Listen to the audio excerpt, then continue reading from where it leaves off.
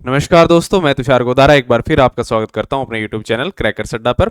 आज इस क्लास के अंदर हम जो आपका लास्ट क्लास जो हमने फैटमैन बुक सीरीज की आपके साथ की थी उसके MCQ क्लास इसके अंदर करेंगे। अपने जो लास्ट क्लास की थी एडवेंट ऑफ यूरोपियंस, उसके अंदर हमने जैसे कैसे यूरोपियों का आगमन भारत के अंदर हुआ, किस सीक्वेंस में वो आए थे, कैसे बर्मा वॉर, कैसे जो आपकी कर्नाटिक वॉर्स, कैसे प्लासी का युद्ध है, मैसूर वॉर्स है आपके, और ब्रिटिशर्स की पावर कैसे एक्सपेंशन किया, कैसे बिजनेस करने जो वो एक आपकी कंपनी भारत आई थी और कैसे उसने जो आपकी पॉलिटिकल सत्ता भारत में जमाई, वो पूरा हमने दायरा जो आपका देखा advent of Europeans in India की, भारत में यूरोपियों का आगमन की क्लास के अंदर। इस क्लास में उस क्लास पर जो है क्वेश्चंस बनते हैं लगभग 40 क्वेश्चन, जिनमें से पहले क्वेश्चन आपसे एग्जाम्स के अंदर पूछे भी गए हैं और आपके इन फ्यूचर उन क्वेश्चंस की बनने की, डायरेक्टली या इनडायरेक्टली बनने की संभावना आपकी बनती है। इस क्लास में काफ़ी गैप आ गया आपका, क्योंकि उसकी वजह आपकी कि पीछे जो आपका सीजीएल का मेंस था तो उसके बारे में क्लासेस लाना, और यहाँ भी जो बच्चे गुरुकुल में रहते हैं उनका भी मेंस था तो उस पर जो है ध्यान देना।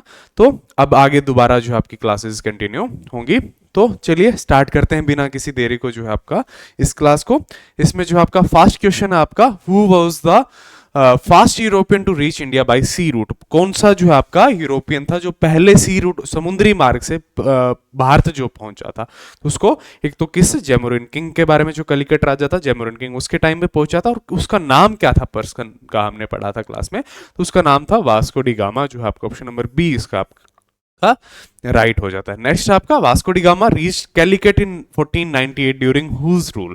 1498 में वास्को डी गामा जो आपका कालीकट जो है किसके राज्यकाल, किसके शासन के टाइम में पहुंचा था। तो किसके किंग, मैंने अभी भी नाम लिया था, जैमोरिन जो राजा था, उसके समय में जो आपका कैलिकट पहुंचा था सी रूट से, पहला यूरोपियन जो भारत पहुंचा था। Treaty of Tordesillas was signed between which two countries. जो है टोरडेल्सिल्स की संधि थी किन दो देशों के बीच में हुई थी, और इसको पूरा हमने पढ़ा था कि किस संधि किस युद्ध के बाद में या किस परिस्थितियों में हुई थी।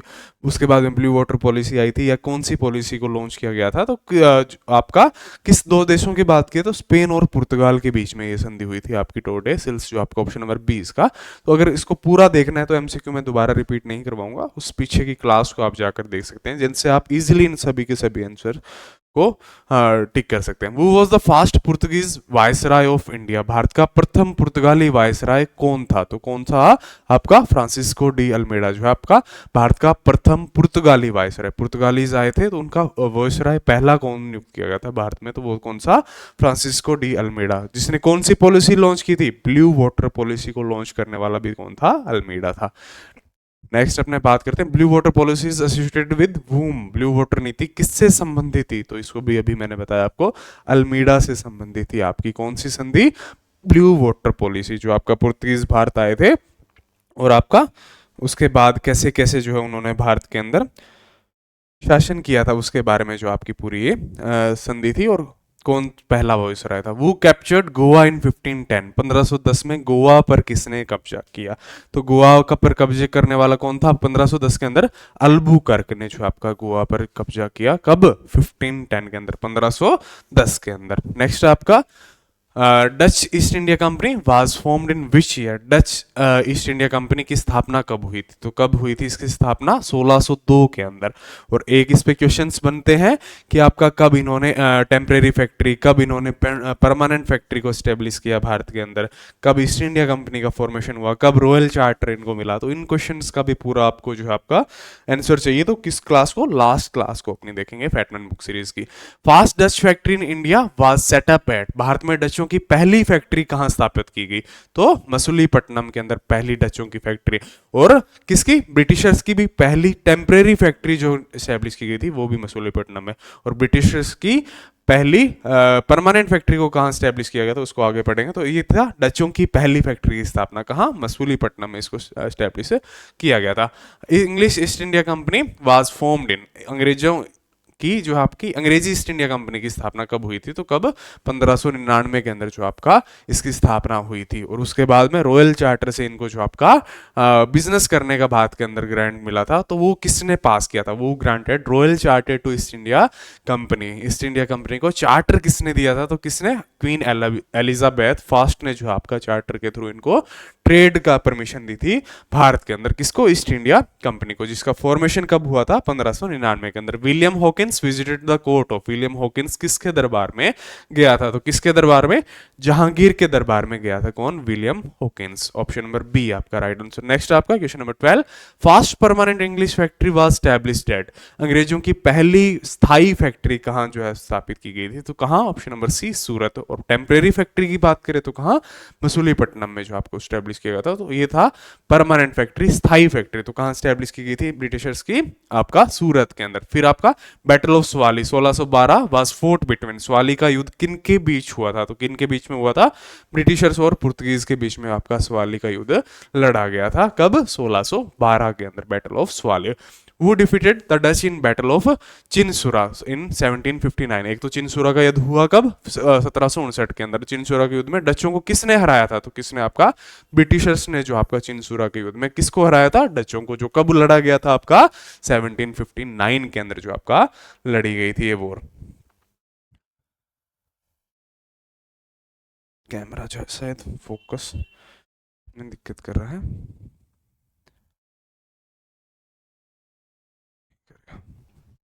नेक्स्ट अपने चलते हैं क्वेश्चन नंबर 15 के ऊपर।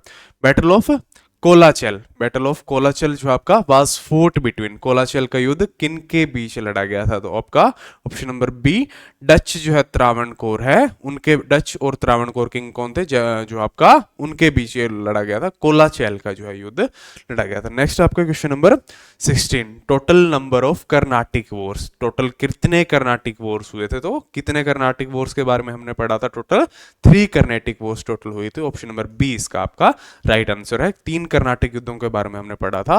और तो इसने पूछा कि कितने युद्ध हुए थे टोटल? तो 3।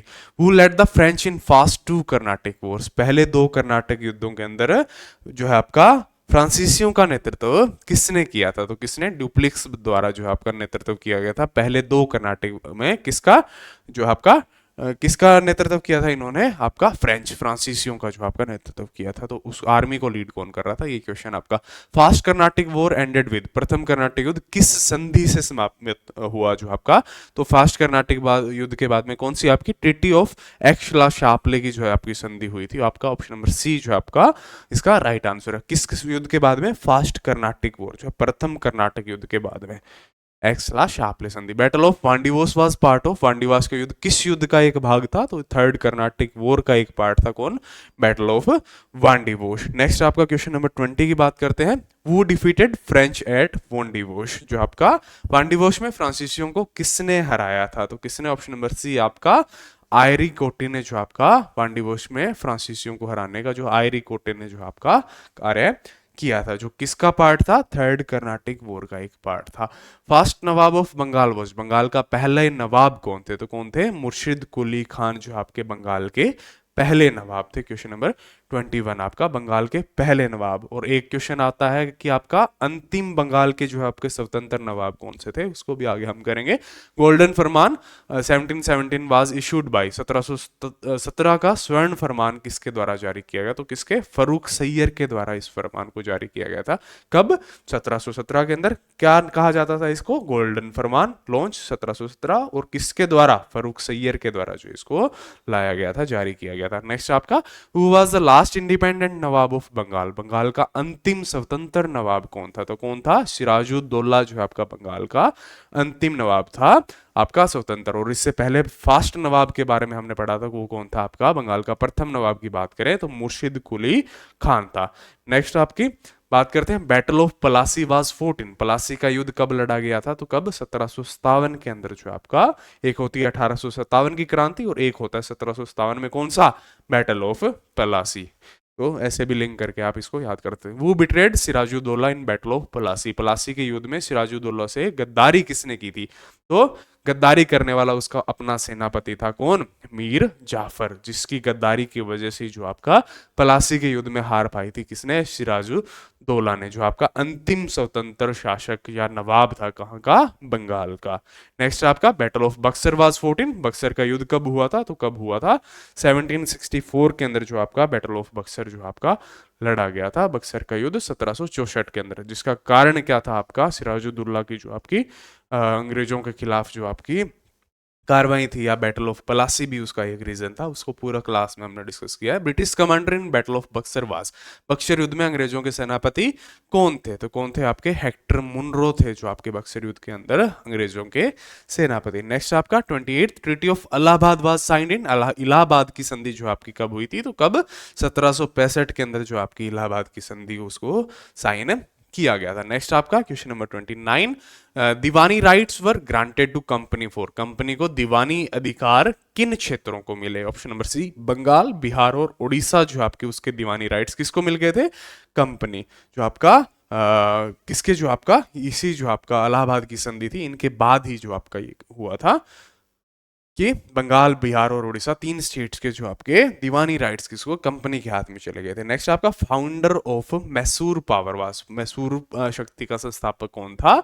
हैदर अली था इसका संस्थापक, और उसके बाद में उसका पुत्र था जो आपका उसने वॉर्स लड़ी थी, वो कौन था? टीपू सुल्तान। तो संस्थापक की बात की गई है यहाँ पे, संस्थापक कौन था? तो वो था ऑप्शन नंबर बी आपका हैदर अली। एक कुछ अगर बच्चे कहेंगे कि आंसर यहीं लिखे हुए, तो इसलिए क्योंकि ये अपने जो आपका बच्चों को जो क्लास करते हैं उसको हम टेलीग्राम ग्रुप पे अलग अलग चैनल्स के खिलाफ ये पीडीएफ देते हैं, तो उसमें आंसर नहीं होते, तो दोबारा टाइप करवाने से बजाय ये इसके साथ ही टाइप कर दिए जाते हैं और डायरेक्टली जो आपका इस पूरी पीडीएफ को उनके पास सेंड कर दिया जाता है। तो अगर आपको भी आप जो पीडीएफ चाहिए तो अपने जो है टेलीग्राम ग्रुप है जिसके चैनल के ऊपर आपको लिंक भी मिल जाएगा, उसको आप ज्वाइन कर सकते हैं। हर क्लास के बाद उसकी क्लास की पूरी की पीडीएफ उसके ऊपर अपलोड कर दी जाती है। नेक्स्ट आपका question number 31, third Anglo Mysore war ended with, तृतीय आंग्ल मैसूर युद्ध किस संधि से समाप्त हुआ? तो कौन सी संधि हुई थी?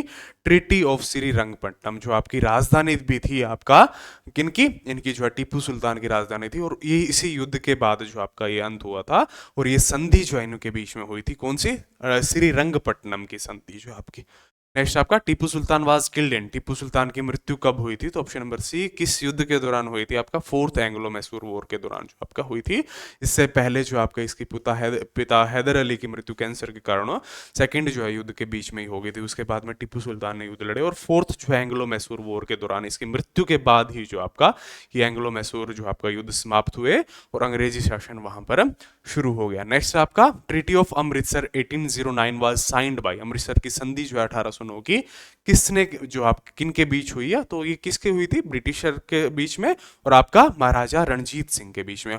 और इस संधि के द्वारा जो आपका हुआ क्या था कि आपका अंग्रेजी सत्ता और आपका सिख सत्ता के बीच में एक बाउंड्री लाइन जो आपकी एक रिवर को डिसाइड किया गया था, वो आप मेरे को कमेंट में बताएंगे, और नेक्स्ट क्वेश्चन में भी हम करेंगे।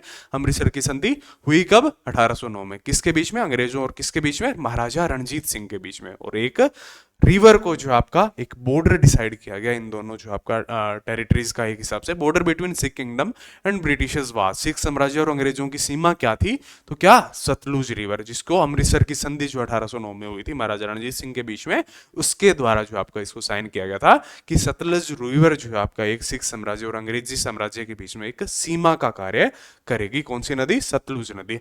कोहिनूर जो आपका diamond was taken after, Kohinoor हीरा किसके बाद जो आपका ले जाएगा? तो सेकंड एंग्लो सिख वार हुई थी, उसके बाद में जो आपका महाराजा दलीप सिंह की मृत्यु के बाद में जो आपका कोहिनूर के हीरो को जो आपका अंग्रेज ले गए थे कहाँ? अपने साथ ब्रिटेन जो आपका उसको ले गए थे। तो कोई सेकंड एंग्लो सिख वॉर के बाद में कोहिनूर हीरा को जो आपका ले गए थे। फास्ट एंग्लो अफगान वार फोर्ट ड्यूरिंग, प्रथम आंग्ल अफगान युद्ध किसके समय हुआ था? तो किसके समय? ऑकलैंड के समय जो आपका हुआ था। ऑप्शन नंबर बी इसका राइट आंसर। नेक्स्ट आपका question number 37, Shah Shuja was made ruler of, Shah Shuja को किसका शासक बनाया गया था? तो फर्स्ट जो आपका अफगान युद्ध के बाद में अफगानिस्तान की गद्दी पर बिठाया गया था अंग्रेजों के द्वारा, किसको? शाह शुजा को इस गद्दी पर बिठाया गया था। नेक्स्ट आपका question number 38, treaty of Gandamak is related to, Gandamak की संधि किससे संबंधित है? तो किससे? अफगान वॉर से। जो अफगान वॉर्स के बाद में जो आपकी कौन सी संधि साइन हुई थी? गंडमक की संधि जो आपकी साइन हुई थी, तो किससे रिलेटेड है? या अफगान वॉर से रिलेटेड है। नेक्स्ट आपका 39th, policy of masterly inactivities associated with, masterly inactivity नीति किससे जुड़ी है? तो ये आपका किससे? अफगान वॉर से रिलेटेड थी आपका। जॉन लॉरेंस ने जो आपका इस नीति का इस्तेमाल किया था, जो आपका अफगान बर्मा वॉर्स जो है उनके द्वारा जो आपका लड़ने के दौरान, तो जॉन लॉरेंस ने जो आप इस मास्टरली इनएक्टिविटी नीति का जो आपका इस्तेमाल किया था। ट्रीटी ऑफ याडम्बू इज रिलेटेड टू, याडम्बू की संधि किससे संबंधित है? तो किससे, बर्मा वॉर जो है आपका उससे संबंधित है, उसका समापन इस संधि से हुआ था, किसकी, यारडांबू की संधि से। ये तो आपके 40 क्वेश्चन किस क्लास के ऊपर, आपका एडवेंट ऑफ यूरोपियंस, जो आपका यूरोपियों का भारत में आगमन है उसके ऊपर, कि कैसे कैसे जो आपका भारत में आगमन हुआ, बर्मा एरिया जो अफगान एरिया है उसके अंदर जो आपका पंजाब प्रोविंस है उसके अंदर कैसे आपका अंग्रेज एक कंपनी के रूप में आए बिजनेस करने, और कैसे अपनी राजनीतिक सत्ता उन्होंने संभाली, कैसे कैसे कौन से पुर्तगीज आए पहले, फिर आपके डच आए, कैसे उन्होंने जो आपका फैक्ट्रीज का जो आपका स्टार्टिंग में परमानेंट और टेम्परेरी रूप से जो आपका उसका एस्टेब्लिशमेंट किया। तो ये लास्ट हमने पूरी क्लास की थी, उसको आप डिटेल में जाकर देख सकते हैं, और ये 40 क्वेश्चन जो बने भी है, आगे भी बनने की संभावनाएं हैं आपका डायरेक्टली या इनडायरेक्टली, जो ऑप्शन में आपको क्वेश्चन में मिल जाए, जो क्वेश्चन में आपको ऑप्शन में मिल जाए। तो थैंक यू, आपसे मिलते हैं जल्दी नेक्स्ट क्लास के अंदर। Thank you, best of luck आप सभी को आने वाले एग्जाम्स के लिए, और आपके रिजल्ट्स के लिए भी। एग्जाम्स तो है ही है, आपने जो एग्जाम अभी दे लिए हैं, दिल्ली पुलिस के हो गए, आपका सीजीएल मेंस गया है, तो उसके लिए भी आप सभी को best of lux. Thank you.